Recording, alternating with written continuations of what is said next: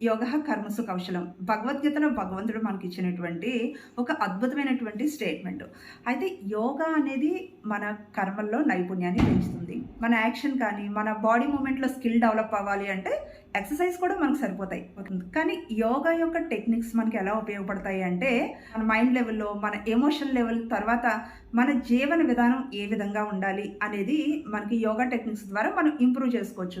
అంటే చూడండి మైండ్ వైస్‌గా మన ఆలోచనలు ఎలా ఉంటాయి, రకరకాలుగా పాజిటివ్ థాట్స్ చేస్తాము, నెగెటివ్, వేస్ట్ ఇలా వీటన్నిటిని కూడా ఫిల్టర్ చేసుకొని మనం పాజిటివ్ థాట్స్ ఇంప్రూవ్ చేసుకోవడం అనేది మనకి యోగా టెక్నిక్స్ ద్వారా మనకు సాధ్యమవుతుంది. తర్వాత ఎమోషన్ లెవెల్ అంటే పాజిటివ్ ఎమోషన్స్ ఉంటాయి, నెగెటివ్ ఎమోషన్స్ ఉంటాయి.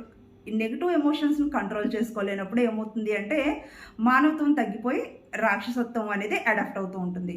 కాబట్టి మనలో ఉన్నటువంటి నెగెటివ్ ఎమోషన్స్‌ని కంట్రోల్ చేసి పాజిటివ్ ఎమోషన్స్‌ని ఇంప్రూవ్ చేసుకోవడానికి యోగా అనేది మనకు ఉపయోగపడడం జరుగుతుంది. తర్వాత మన జీవన విధానం ఏ విధంగా జీవించాలి, టోటల్ ఫిలాసఫీని యోగా మనకి ఇవ్వడం అనేది జరిగింది. ఈ 3 రకాలుగానే మనలో స్కిల్ డెవలప్ అయినప్పుడు ఏమవుతుంది అంటే మనం చేసేటువంటి ప్రతి కర్మ కూడా నైపుణ్యంతో కూడుకొని ఉండడం జరుగుతుంది. కర్మ అంటే మనం చూడడం, మనం చేసే పనులు, మన మూమెంట్ ఇది ఒక్కటే కర్మ కాదు. కర్మ అంటే మనం చూడడం, మనం మాట్లాడడం, మన వ్యక్తిత్వం, ఇతరులతో మనం వ్యవహారం చేసేటువంటి తీరు, మన బాధ్యతలు నిర్వహించే మనస్తత్వం ఇవన్నీ కూడా కర్మలోకే రావడం జరుగుతుంది. ఎప్పుడైతే మనం యోగా చేస్తామో వీటన్నిటిలోనూ కూడా నైపుణ్యం పెరుగుతుంది. అంటే మనం మాట్లాడడమే కాదు, మనం ఇతరులతో వ్యవహరించే తీరే కాదు, మన ఆలోచన విధానము, మన వ్యక్తిత్వము వీటన్నిటిలోని కూడా మార్పు అనేది జరుగుతూ ఉంటుంది. ఆ మార్పు ఎలా ఉంటుంది అంటే ఒక క్వాలిటీ వైజ్గా ఉండడం జరుగుతుంది. ఇన్నే యోగః కర్మసు కౌశలము అని అనడం జరుగుతుంది.